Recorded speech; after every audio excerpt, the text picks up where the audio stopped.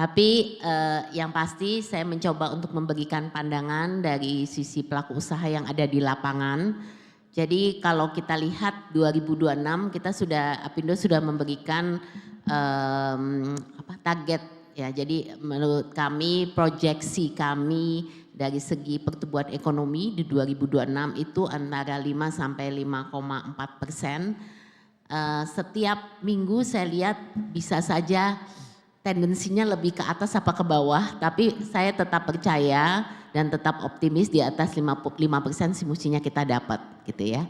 Jadi ini kalau lihat angkanya saya rasa masih cukup baik karena di atas pasti rata-rata pertumbuhan ekonomi global. Kemudian pertanyaannya adalah apa sih sebenarnya tantangan yang dihadapi, kenapa kita nggak bisa tumbuh let's say 6%, ya kan? Nah mungkin saya selalu di sini sebagai pelaku, saya nggak bisa bilang kita pesimis, harus selalu bilang kita optimis. Nah tapi saya katakan optimis itu harus dengan kehati-hatian. Dan saya percaya pun bisa dicapai kalau tentu saja kondisi-kondisinya memungkinkan. Nah kalau kita lihat tantangan, kalau Apindo tuh selalu nomor 1 tantangan terbesar ada di penciptaan lapangan pekerjaan.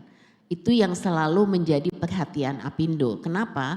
Karena kalau kita lihat jumlah tenaga kerja yang harus masuk ya, jadi maksudnya jumlah yang harus masuk ke dalam tenaga yang perlu mendapatkan pekerjaan setiap tahunnya, dengan jumlah yang membutuhkan pekerjaan itu masih jauh dengan kesiapan atau penyediaan lapangan kerja yang ada. Jadi gapnya ini yang jadi perhatian kita. Dan itu mungkin teman-teman pelajar di sini ini juga pasti sudah melihat bahwa waduh nanti kalau saya lulus saya mau kerja di mana.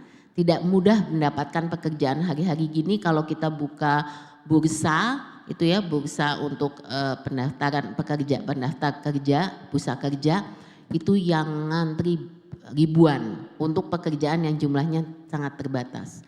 Kemarin kamu baru membuka kan pemerintah kan program magang yang sangat baik actually karena dibayar 6 bulan ya, program magang bayar 6 bulan oleh pemerintah itu minatnya luar biasa. Dan kualitas yang didapatkan itu juga sangat baik. Nah ini kelihatan dari situ memang kita punya scarcity ya dari segi penyiapan lapangan pekerjaan. Dan ini juga menjadi faktor bahwa kita melihat karena kurangnya lapangan pekerjaan di sektor formal, apa yang terjadi sektor informalnya yang jadi tinggi.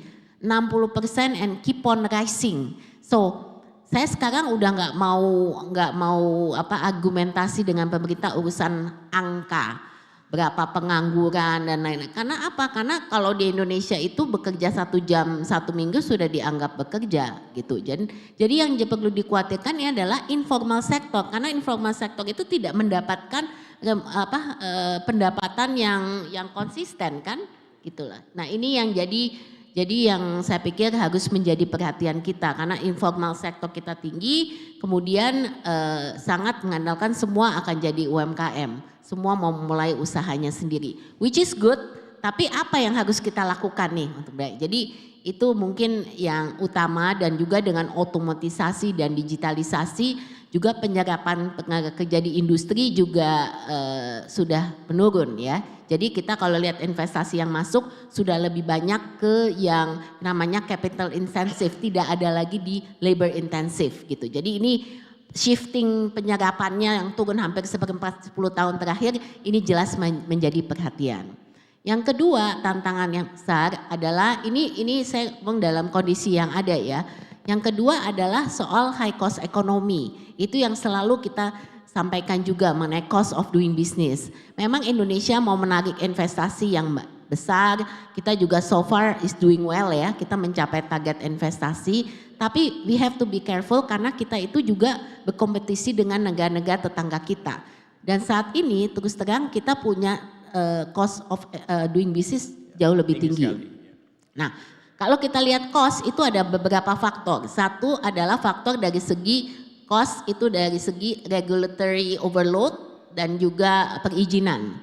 Jadi walaupun kita sudah tahu sudah ada reformasi banyak yang dilakukan dengan pemotongan, cut, perizinan, kemudian dengan structural reform melalui Undang-Undang Cipta Kerja dan lain-lain.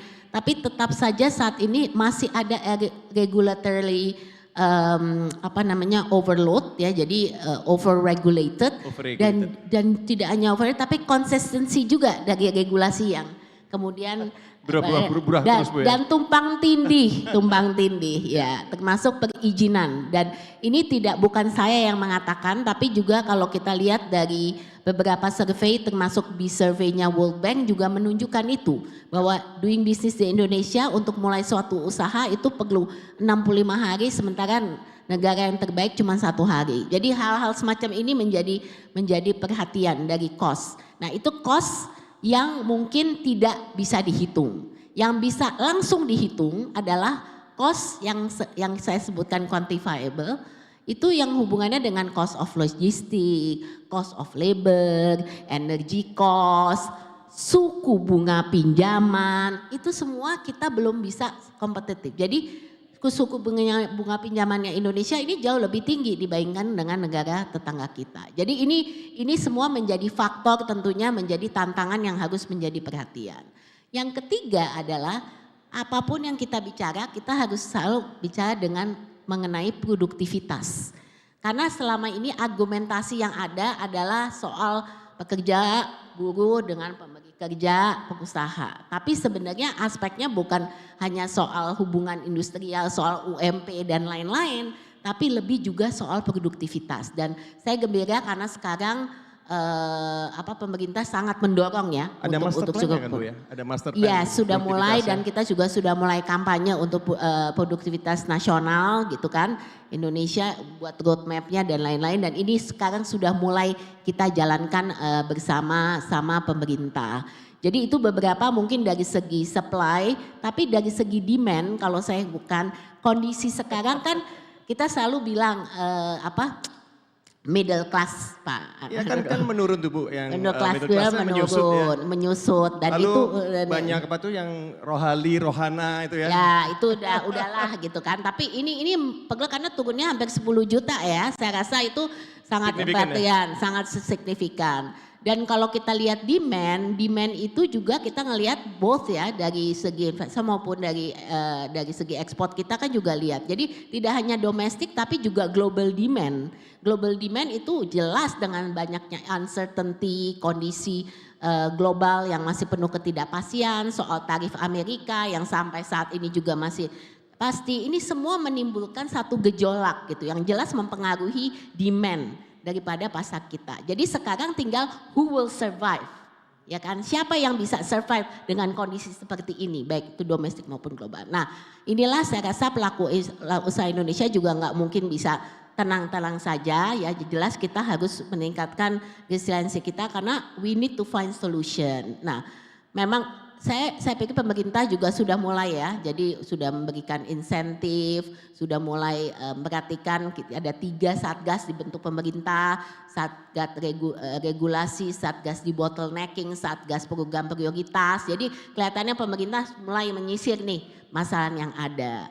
Yang selalu jadi isu adalah implementasi di lapangan. Jadi gap antara inisiatif yang baik dan implementasi di lapangan, dan ini yang menjadi salah satu peran utama Apindo yang terus-menerus memberi masukan dari lapangan gitu, apa yang terjadi dan apa solusinya. Jadi kita nggak usah komplain soal masalah, tapi solusinya apa nih untuk bisa menyelesaikan masalah yang ada. Termasuk kita sekarang menyisir masing-masing sektor. Kita nggak bisa bicara keseluruhan, tapi sektor masing-masing. Seperti sektor padat karya saat ini gitu ya. Apa yang bisa menginsentifkan mereka untuk bisa tetap survive walaupun dengan kondisi ketenaga kerjaan seperti ini gitu kan. Nah ini semua kita harus menyisir spesifik sektor. Saya rasa itu mungkin secara konteks ya. Jadi bukan hanya makro ekonomi prudentialsnya ya, fundamental yang baik, tapi kita harus memikirkan real sektor nih yang akan jadi. Berarti di mikroekonomi ya berarti Bu ya? Jadi real sektor itu yang pegangan kita karena kita punya ahli-ahli kalau dari makroekonomi. Tapi real sektornya nih gimana kita bisa terus rodanya bisa terus berputar.